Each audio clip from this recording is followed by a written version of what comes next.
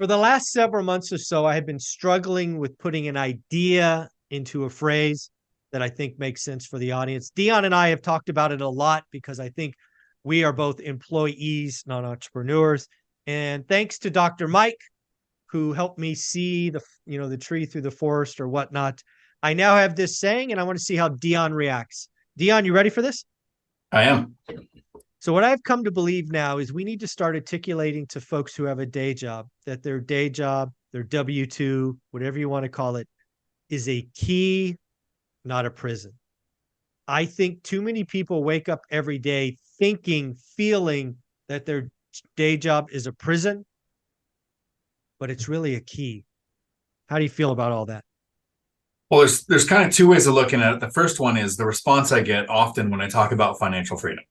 And I say that you can make work optional. We don't have to work until a retirement age. We can work until a retirement number. And I get a lot of clapback where people say, well, you can't do that without a job. Or it's very rare to do that without a job. There are people who just do the Christian and Cody multifamily strategy where they go out and they develop the relationships and do owner financing. And there is a way to do it, but it's not common, right? And it takes a certain skill set. So I say, of course, you have to work for a while, right? We start with that job. That's how we become bankable. It's how we get the loans. It's how we develop the credit history. And so the first part is, what is for a while, right? Is it 40 hours a week for 40 years to retire on 40% of what you made? That's a while for most people. It's what most people end up with. And that's a lot less than 40% because they didn't invest along the way.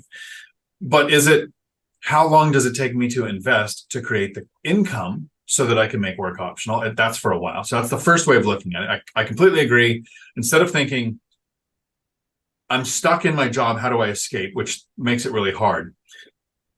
It's thinking, how long am I in this job until the job creates assets that make the job optional?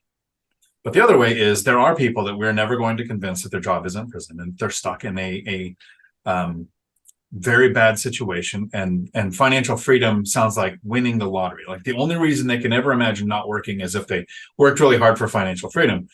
So for those people, I would look at it like you are in prison. And right now there are people in prison. I was what's called a drug court officer, right? I had meetings with people who were released on parole to try to make sure that they were on their feet. Their car payment was being made, their oil changes were getting done, they were showing up for work, right? So not a parole officer, but more of like an influence in their life to see if they can be successful. And when people are in prison, they actually have choices.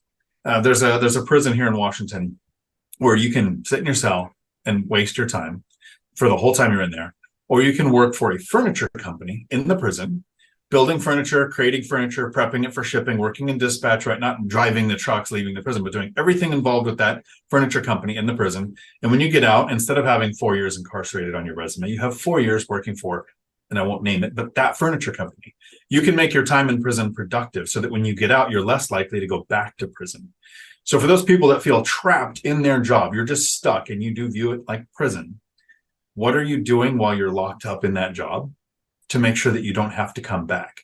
And so part of that is investing. Part of that is picking a strategy that is a hedge against inflation, that plans for inflations, that is diversified to protect the wealth once you had it. And so I agree with, it shouldn't feel like a prison for the people that can have that mindset. But I think kind of like the housing crash bros, there's going to be people we just can't not convince, but change the way that they think, right? So then we go, okay, well, so even if you expect a crash to come, my actions don't change. I still hunt for great deals every day. So if you feel like you're trapped in your job as a prison, at least be productive while you're trapped there.